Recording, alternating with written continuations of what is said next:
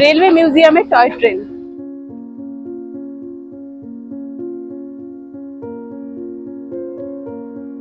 Howrah station ভারতের সবথেকে বড় রেলওয়ে জাংশন ও কমপ্লেক্স। প্রতিদিন হাজার হাজার মানুষ নিজেদের গন্তব্যে পৌঁছতে এই স্টেশনে আসেন ট্রেনে যাত্রা করতে। আজকের এই ভিডিওতে আমরা এই ট্রেন যাত্রা ও হাওড়া স্টেশনের কাছেই একটি নতুন জায়গা নিয়েই আলোচনা করব।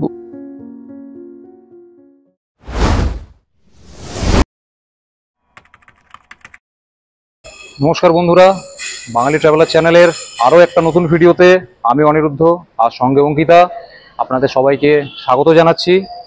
আজকে আমরা দুজনে চলে এসেছি হাওড়ার রেল মিউজিয়ামে। তো এই রেল মিউজিয়ামে কি কি দেখার জিনিস আছে আর আপনারা এখানে কিভাবে আসবেন, এখানের এন্ট্রি ফি কত, সবিস্তারে আমরা সব জানাবো আজকের এই ভিডিওতে। তাহলে ভিডিওটা আমাদের সঙ্গে পুরো দেখতে থাকুন। আর যারা এখনও অবধি আমাদের চ্যানেলটা সাবস্ক্রাইব করেননি, চ্যানেলটিকে সাবস্ক্রাইব করে নেবেন। আর ভিডিওটা যদি ভালো লাগে একটা লাইক করবেন। তাহলে আসুন রেল মিউজিয়ামের ভিতরে যাই, দেখা যাক কী কী আছে এখানে। যাত্রা, যা জীবনের এক অপরিহার্য অংশ। এই পৃথিবীতে আসার পর থেকেই মানুষের যাত্রা শুরু হয়ে যায়। ভালো স্কুলে বা কলেজে পড়তে যাওয়ার যাত্রা, বা কোথাও ভালো চাকরি করতে যাওয়ার যাত্রা, চিকিৎসার জন্য ভালো হাসপাতালের খোঁজে যাত্রা, বা অবসরে ছুটির দিন কাটানোর জন্য ভ্রমণের উদ্দেশ্যে যাত্রা। আবার কখনো কখনো সারা জীবনে একবার কোনো দুর্গম তীর্থক্ষেত্রে তীর্থযাত্রা। 32,87,263 বর্গ কিলোমিটারের এই দেশটির মানুষের সমস্ত যাত্রা যাতে সাধ্যের মধ্যে ও সময়ের মধ্যে সম্পন্ন করা যায়, সেই জন্য 1854 খ্রিস্টাব্দ থেকে ভারতীয় রেলওয়ে অক্লান্ত পরিশ্রম করে চলেছে।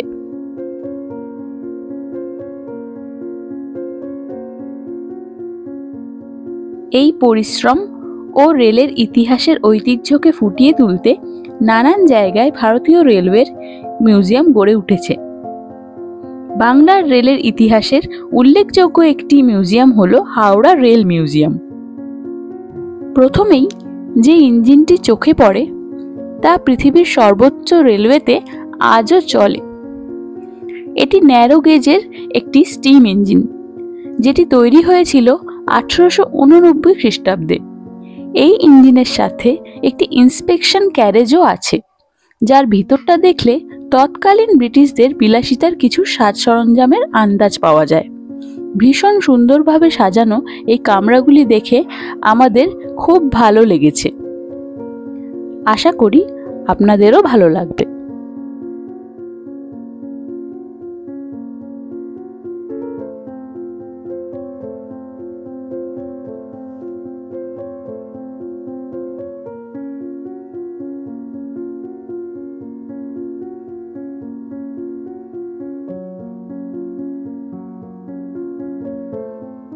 এই ইঞ্জিনটির পাশে যুগে যুগে ব্যবহৃত নানান রকমের railway carriage, locomotive engine, wagon ও নানা যন্ত্রাংশের মডেল বা অনুকরণ সংরক্ষণ করা রয়েছে।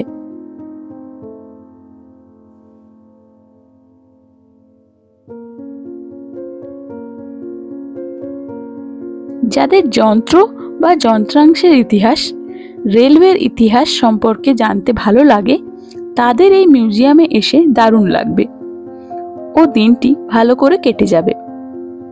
ভ্রমণ পিপাসু বাঙালির এই মিউজিয়ামে এসে তার ভ্রমণের সব সময়ের সঙ্গী ট্রেনের ইতিহাস সম্পর্কে জানতে ভালোই লাগবে। মিউজিয়ামটিতে যে সমস্ত তথ্য প্রদর্শিত আছে তা দেখতে বেশ কিছুটা সময় লাগবে।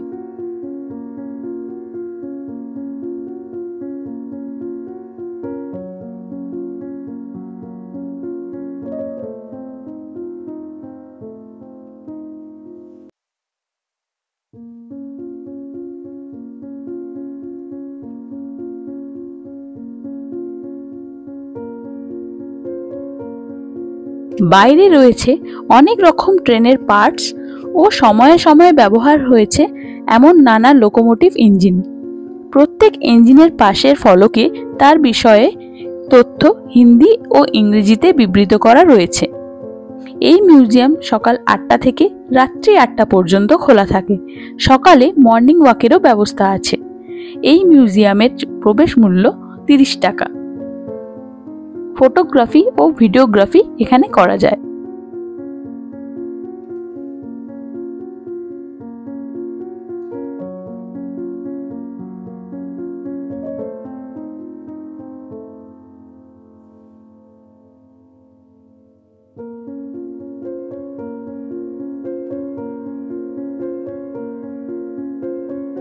যাদের সময়ের অভাবে পাহাড়ে গিয়ে টয় ট্রেন চড়া হয় না, তারা এখানে এসে টয় ট্রেন রাইড নিতে পারেন, যার ডিটেলস আমরা ভিডিওয়ে আগে জানিয়েছি।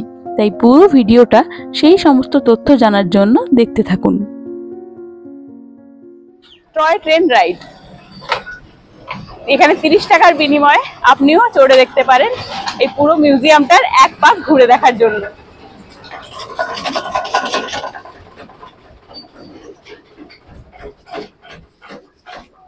আমরা এখন রেল মিউজিয়ামের টয় ট্রেন দেখতে পাচ্ছেন, টয় ট্রেনে উঠবো।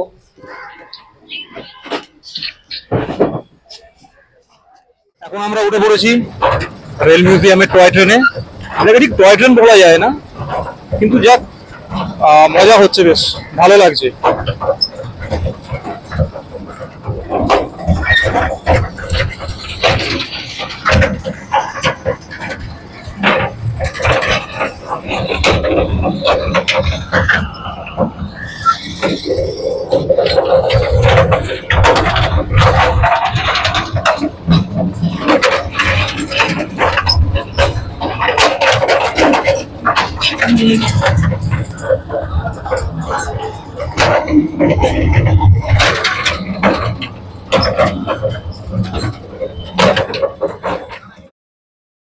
টয় ট্রেনের ঠিক পাশেই রয়েছে হল অফ হেরিটেজ।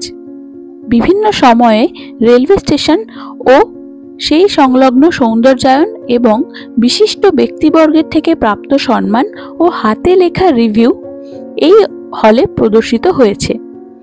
এর পাশেই রয়েছে ট্র্যাক গ্যালারি, যেখানে নানা প্রকারের রেলওয়ে ট্র্যাকের মডেল সাজানো রয়েছে।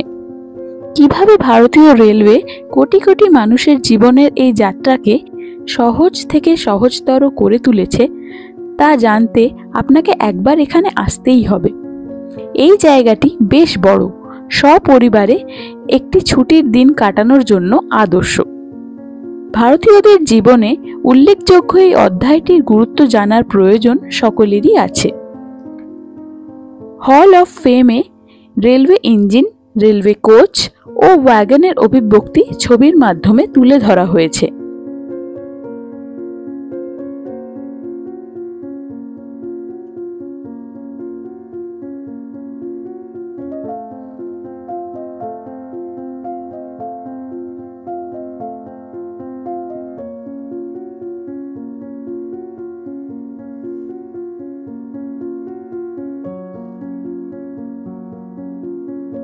এখানে শৌচালয় ও পানীয় জলের ব্যবস্থা রয়েছে। মধ্যিখানের বাগানটিতে এই স্তম্ভগুলি রয়েছে, যেখানে রেলওয়ে কর্মচারীদের পোশাক প্রদর্শিত হয়েছে। এছাড়াও অন্যান্য স্তম্ভগুলিতে নানান সময়ের স্ট্যাম্প, টিকিট এই সমস্ত জিনিস প্রদর্শিত হয়েছে। মাঝের সেন্টার টাওয়ারটিতে বিভিন্ন রেলওয়ে বিভাগ, যেমন eastern railway, south eastern railway এই সমস্ত বিভাগের বিষয়ে বিশদে লেখা রয়েছে।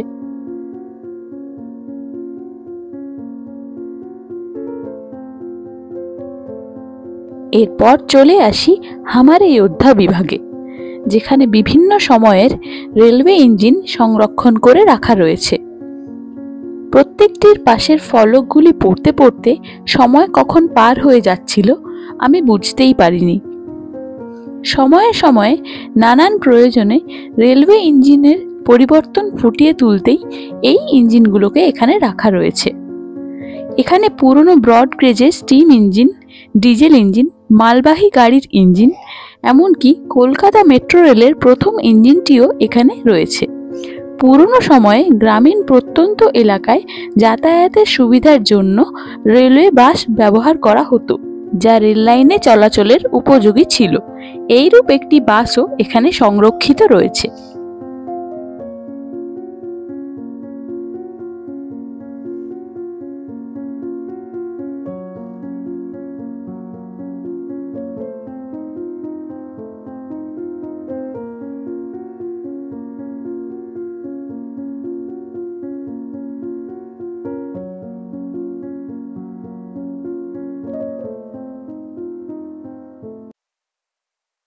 বাঙালি ট্রাভেলার চ্যানেলের আজকের এই ভিডিও আপনাদের কেমন লাগলো তা অবশ্যই কমেন্ট করে জানাবেন ও ভিডিওটি লাইক ও শেয়ার করবেন। আপনারা চ্যানেলটিকে সাবস্ক্রাইব করলে আমাদের নতুন কন্টেন্ট ক্রিয়েশনে মোটিভেশনটা বাড়ে। এত ঘোরার পর খিদে তো পাবেই, যার জন্য একটি রেলওয়ে কোচকে সাজিয়ে তৈরি হয়েছে ইম্পেরিয়াল কিচেন বা রেলওয়ে কোচ রেস্টুরেন্ট। এখানে ইন্ডিয়ান, চাইনিজ, তন্দুর সব রকমের খাবার পাওয়া যায়। আপনারা এখানে এলে অবশ্যই ট্রাই করে দেখবেন।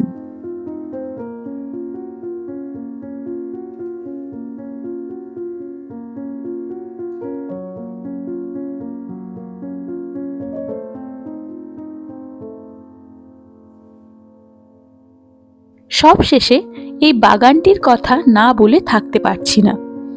বিভিন্ন ফুল গাছ ও বাহারি গাছ দিয়ে সাজানো এই বাগানটির যথেষ্ট পরিচর্যা করা হয়, যা ফুলগুলির স্বাস্থ্য দেখেই আন্দাজ করা যায়।